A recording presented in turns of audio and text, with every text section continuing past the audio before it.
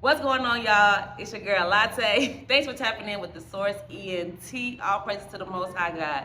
I'm sitting here with Terry and Mr. Jerry, and we're here to talk about social injustice today. We have a event that's coming up on April the 18th from 6 p.m. to 10 p.m. Right, y'all? 6 to 10. Yeah. And this is an event that y'all want to make sure that y'all come out to, and please come and show some support. Can y'all get the people that's watching a little synopsis about what's happening? Yeah, let them know what's going on. So look, Saturday we got me as a guest speaker, and if anybody who heard me speak, y'all know not to toot my own horn, but I do a good job, especially when it comes to something that I'm passionate about, which is this subject right here that we're talking about today. But we also have live music, we have a DJ, we have an awesome MC. Hey, make sure you bring your family out, make sure you bring your friends out. We got food, and we gonna have literally just have a good time. And just a little information to give background on the event is to bring awareness to social injustice. So what we do, we advocate for people that we feel like or have facts that they have been wrongfully convicted, or even if they're going through their case. So pretty much just bringing awareness to what's going on that we're still facing in the world today. Yeah, that's what's up. And I know that this event is for someone special to you in particular, right? Yes. Yes, and his name is Bo C. Yes. Yes, this is for Bo C, who has been locked up for how long? 18 years. 18 years. And I'm sure that some of you probably have family members that have been wrongly convicted, and they need some justice to be served for their case as well. So we're going to get into it.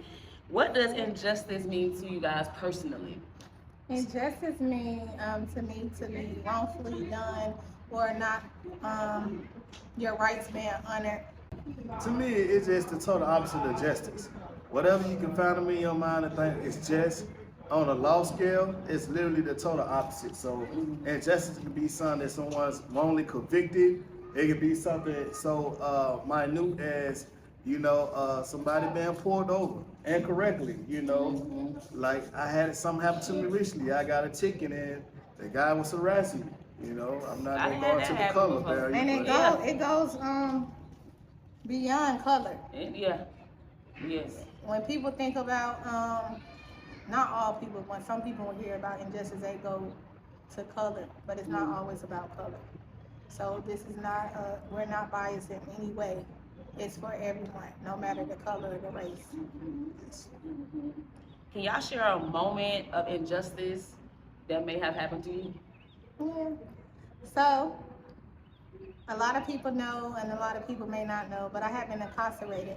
I actually got incarcerated, but I was already prejudged before I even got booked in, based off of what they knew about siblings and things of that nature. So they pretty much prejudged me and pretty much told me that I would need a good lawyer to get out of this. They didn't have any facts or anything, but just because of what they knew about other people that was connected to me, they automatically judged me. And I had to go through that situation. Never had been in any trouble with the law beforehand, not even had a traffic ticket. So that was a lot for my first time getting in any trouble and be incarcerated, to know that I'm facing this, getting denied a bond, and being incarcerated for 17 months before I could even get a bond. And then going to trial every day, hearing that I was going to get the max regardless, which was 94 years. But that's just a little bit background of what I experienced in my life. Wow. And see, my moment, it kind of stems from the same thing. It derived upon the same facts. I was incarcerated. I did 15 years when originally I was supposed to only did 10 years. And talking about injustice, the judge literally told me that he was going to give me additional years because I actually went to the higher courts on him for doing illegal things. I was placed in what they would call a catch-22, whereas I wanted to get rid of my lawyer, and my lawyer went file a motion on his own behalf to dismiss himself. And yet when I filed the motion to dismiss him, it got kicked out because he said I could not represent myself and file my own motions. So I was caught in the catch-22. Needless to say, I got an additional 5 years added on. Not only was it additional 5 years added on, but it was mandatory. So that literally mean I had to do 15 years day for day because of injustice. Wow.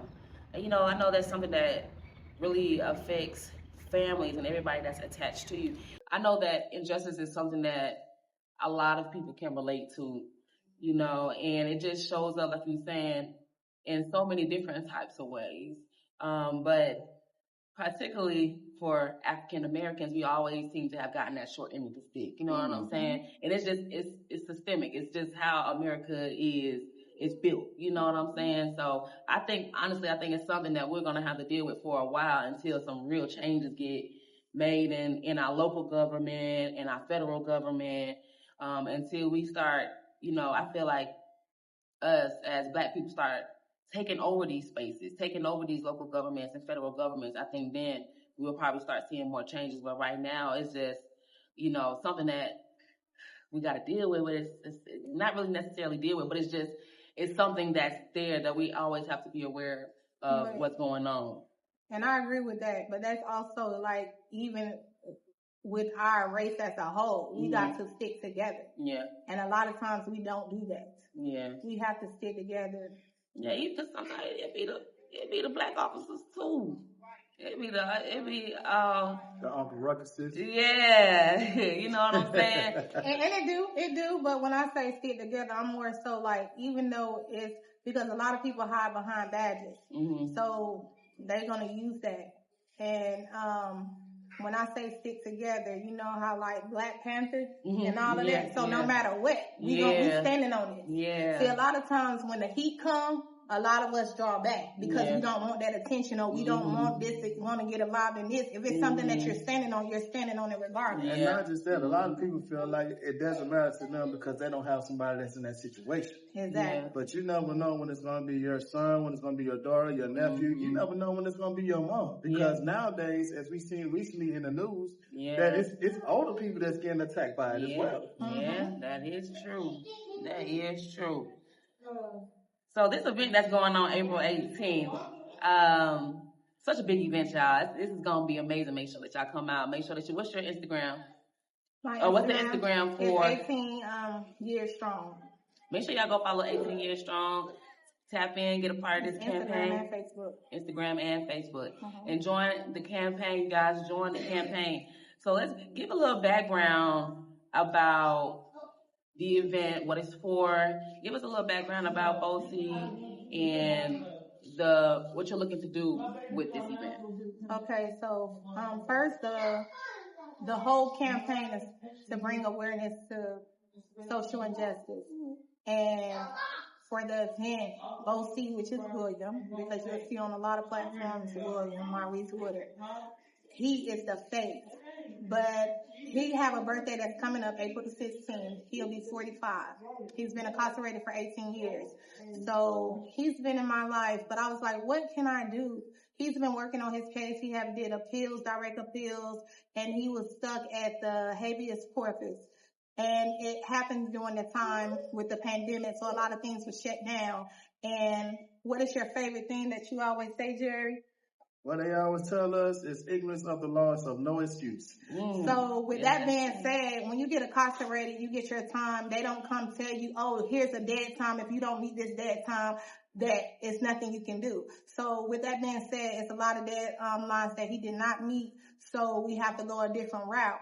But it's not like he just sat for 18 years and didn't do anything, but he did things with the resources that he had and what he had. And so I said, what can I do to bring something that's going to mean something to his 45th birthday, because this is a milestone. So I started praying. I started asking the youth, like, y'all into things like, what can we do for him? So God placed in my spirit to start a campaign and do an event to raise money to go towards a lawyer, because a lot of times you can learn stuff in there, and it's a lot of people that get cases overturned in prison. My twin brother is one. He helped a lot of people get their case overturned, but it's a lot of things, and when they see your charges, based on your charges, they try to shut you off. It's not right, but this is what's going on in the system. So moving forward, I said, okay, we're going to do this. So now it's to retain him a lawyer, and we're working beside the lawyer, but to go through his case, bring the new evidence for it so we can move forward to getting his stuff overturned. And that's where we're at right now. Okay. And people are able to donate, right? Yes. Mm-hmm. So you can donate. She will pin Mm-hmm. the information below. You can donate online. You can donate via Zelle, or you can bring cash to the event, but you don't have to wait to the event. You can donate now. And you also can sign a petition. All of that information be pinned below. Okay. All right. So make sure that y'all go check that out. Donate whatever you can. All right. We are trying to raise the money for the lawyer. All right. What do you wish more people understood about families affected by incarceration? That when you're incarcerated, your family is doing the time as well. Mm-hmm. And a lot of times when you're dealing with people in the system, as far as the authority, a lot of times they're nasty, and it's like my brother said earlier, they don't have compassion because it's not them dealing with it. So, and when it's not you're dealing with it directly, if you don't have a heart, then you're not going to understand. And you're just doing the time. Yeah, and families are affected in so many different ways because what a lot of people don't realize about the state of Georgia is the state of Georgia do not pay their inmates. And if you don't have somebody that is literally furnishing you money or just being there as an aid to help out with legal work, a lot of times your stuff gets swept under the rug. A lot of times the mail don't go out. A lot of times you are literally suffering with the food that they give you, which is not enough food. It's inadequate. They actually had storylines that covered this on the news about how elementary schools are actually eating healthier and better than prison inmates. So yeah. And then you go all to families lockdown. affected. Yeah, You get families to start affected. to. It's just a lot that come with it, but it doesn't start here. It also starts not only with the inmates, but with the system altogether. Right now, we're in Georgia advocating for someone that's in the Georgia system, but this is nationwide. This is worldwide. So it's not just here. Okay. What do you think justice would look like for Bosie? Justice would look like for Bosie as personal justice would be, hey, he's free. Mm-hmm. He's able to breathe again. He's able to stand boldly on what he's already standing boldly on, which he's been saying from the beginning. He's innocent. And it also will mean that, hey, because this is a high-profile case, so it will also mean awareness not only to the organization that's furnishing it, but also to the world. Let them see, hey, that every police officer is not right. There's a lot of police officers that are good, and I applaud the ones that are good, but there are some that literally hide behind the badge and have ill intentions. Yeah. And it also brings awareness to people that just because you got incarcerated and charged with a charge does not mean that you're guilty. Exactly. As we have been advocating and passing out flyers, we have did interviews with certain people, and the response that we got is crazy. Definitely crazy. We had a mixed response, and what we have did a poll on and did statistics on is that it seemed like the younger generation has the attitude of they deserve it. Yeah. Whereas the older crowd, they was like, well, you know, we like to judge the situation off of facts, or we like to look at everything before we make a judgment. But yeah, this definitely needs to hit the younger generation because for some reason they feel like if a person is automatically in that jumpsuit and they got them handcuffs on, that they deserve it. When we all know that all the time, a great bit of the time, that is not the case. Yeah, that's definitely not the case. You were so right about that. What is keeping you going through such a time like this? What's keeping you level-headed, keeping you consistent and positive? First and foremost, God. Mm-hmm. And just want to see him win because I've been there. I haven't been there to the extent that I never knew what my time looked like, but I've been there to being given time and fighting to give that time back. So just being there firsthand, being in the system and just having a heart and compassion to help the people that cannot speak for themselves. Because when you're behind the wall, it is a lot of stuff that you can do, but really legally, it's certain things that you don't supposed to do. Even though you may have the people that have the cell phones that make you get this, or have personal dealing with the guards.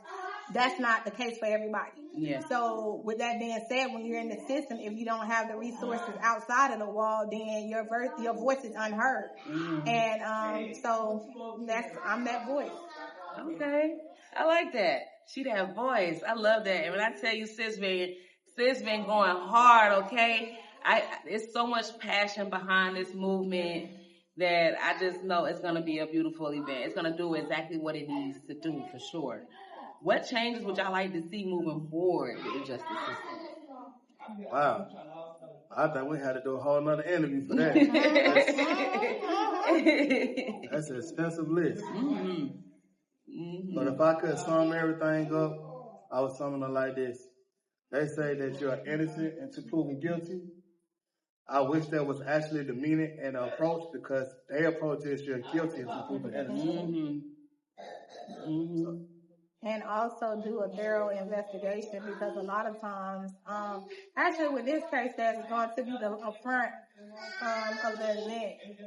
With this case, and for the people who don't know, the website will also be at the bottom that you can read up on some information about William. But with his case, it's a high profile case, and his trial was only in 10 days. So they didn't even give the proper time to even do. It was like one path. I didn't venture off this way, this way. I went one way, and that's what it is. And with this case, unfortunately, it was with some police officers. But like my brother said before, just because you have a badge on does not make sure that you're doing everything that you owe to do. Mm-hmm. So that's true. That's true. Well, y'all make sure y'all come out.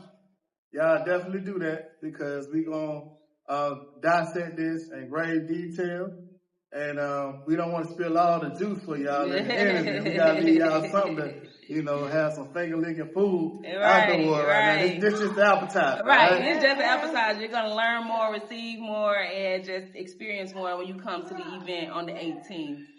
All right, you guys.